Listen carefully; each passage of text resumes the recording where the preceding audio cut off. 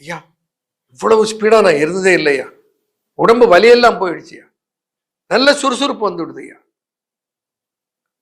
That is the secret of Trimfit. Trimfit சாப்பிடும்போது என்ன செய்ய வேண்டும்? ஒன்றை கடைபிடியுங்கள், தவறாமல்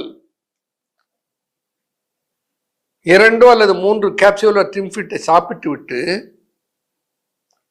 தவறாமல் வெள்ளரிக்காயும் பொட்டுக்கடலையும் சாப்பிடுங்கள். பலர் சொல்வார்கள் வெள்ளரிக்காயும் பொட்டுக்கடலை சாப்பிட்டா எனக்கு பிடிக்கலையா. பிடிக்கலன்னு ஒருத்தர் கூட சொல்ல வேண்டிய அவசியமே வராது.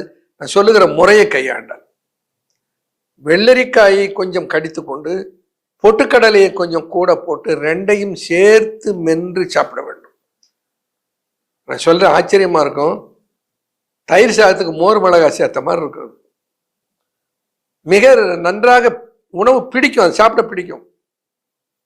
பொட்டுக்கடலை வெள்ளரி பிஞ்சை பிரதான உணவாக வைத்துக்கொண்டு 3 வேளையும் 1 கிலோ வெள்ளரி பிஞ்சு வாங்கியாந்து வச்சிங்க, ஒரு 1/2 கிலோ பொட்டுக்கடலை வாங்கியாந்து வச்சிங்க. பசிக்கிற மாதிரி தோணும் போதெல்லாம் பொட்டுக்கடலை வெள்ளரி பிஞ்சையும் சாப்பிடுங்க. உணவுல ஆவியில் காட்டிய உணவு, அது கோதுமை புட்டு, கேழ்வரகு பிட்டு,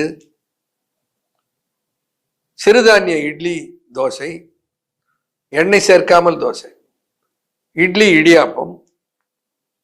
தேவைப்பட்டா ஒரு கொஞ்சம் பேருக்கு எடுத்துக்கொள்ளலாம், தேவைப்படாது. நினப்பு தான் கெடுக்கும், பசியே இருக்காது. அப்புறம் சாப்பிட போறோம். பசி இல்லைன்னா உடம்பு கெட்டு போயிடாதுங்களா? 1 மாசத்துல 5 கிலோ இழைச்சா உடம்பு கெட்டு போயிடாதுங்களா? சடனா இழைக்க கூடாதுன்னு சொல்றாங்களே. சடனாவா பருத்தம்? சடனாவா இழைக்கிறோம்?